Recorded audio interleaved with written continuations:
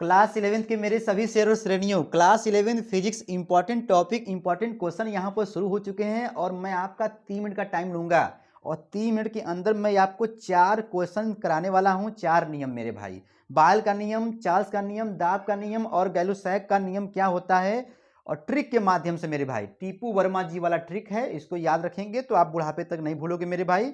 और ये बायल का नियम, चार्ल्स का नियम, दाब का नियम कच्चा चबा के खा जाओगे, ठीक है ना। देखिए, तो मैंने कहा है ट्रिक से, तो ये मैंने कह दिया कि टीपू वर्मा जी, तो टी यहाँ लिखो, पी यहाँ लिखो, टीपू वर्मा जी मतलब भी हो गया मेरे भाई, भी हो गया। अब देखो यहाँ पर इसमें करना क्या होता है, टी का मतलब हो गया कि बायल के नियम में टेम्परेचर को, ताप को स्थिर रखना होता है और चार्ल्स वाले में भैया प्रेशर को रखना होता है कांस्टेंट और दाब के नियम में वॉल्यूम को रखना होता है कांस्टेंट, आयतन को रखना होता है कांस्टेंट। इतना बताया, बस रुक जाओ 2 मिनट और।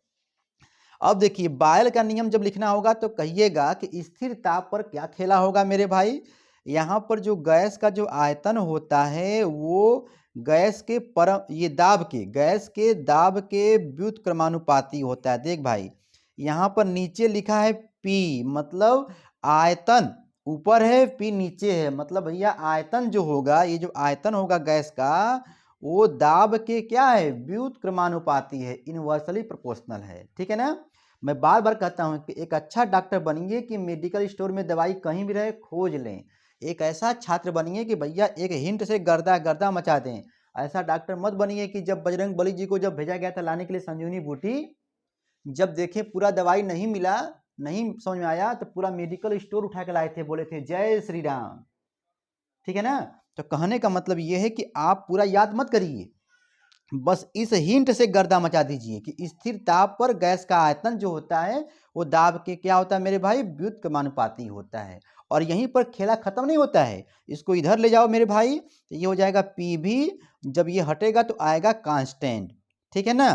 तो इतना बात आप जानते होंगे और यहाँ पर जब सवाल लगाना होगा तो P1 V1 equal to P2 V2 करना होता है, ये कांस्टेंट होता है, ठीक है मेरे भाई। बस बस 1 मिनट और। देखिए, चार्ल्स वाले में क्या करोगे, स्थिर दाब पर तुम बोल दिए जो गैस का आयतन होता है वो परम ताप के, ठीक है, प्रोपोर्शनल होता है, मतलब मेरे भाई अनुक्रमानुपाती होता है। अब बताओ मेरे शेरा, जब इतना बात जब तुम कह दिए तो ये इस टी को यहाँ पे ला दो, इधर लाओ मेरे भाई, तो V/T हो जाएगा, जब ये हटेगा तो आएगा कांस्टेंट, यानी V/T इक्वल टू कांस्टेंट हो जाएगा, ठीक है ना।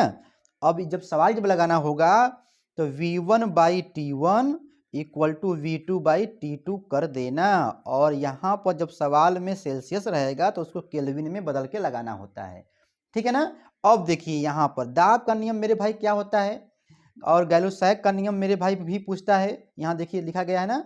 बस बस 40 सेकंड और। देख मेरे भाई, इसमें क्या करोगे, आप बोलोगे कि दाब के नियम में स्थिर स्थिर आयतन पर क्या होगा मेरे भाई, ये जो दाब होता है, दाब, ठीक है ना, वो परम ताप के समानुपाती होता है।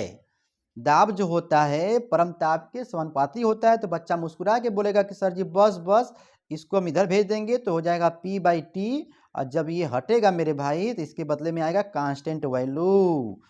अब यहाँ पर इतना काम करने के बाद, इतना काम मेरे भाई करने के बाद आप कहोगे P1/T1 इक्वल टू P2/T2। समय मेरे भाई पूरा हो चुका है, साथ ही साथ इसका मारिए स्क्रीनशॉट। और मेरे भाई, गैलुसैग का नियम जब पूछेगा तो कहिएगा कि दाब के नियम को ही गैलुसैग का नियम कहते हैं। इस नियम के अनुसार मेरे भाई ये पूरा इसको लिख देना, तो गैलुसैग का नियम हो जाएगा, ठीक है मेरे भाई।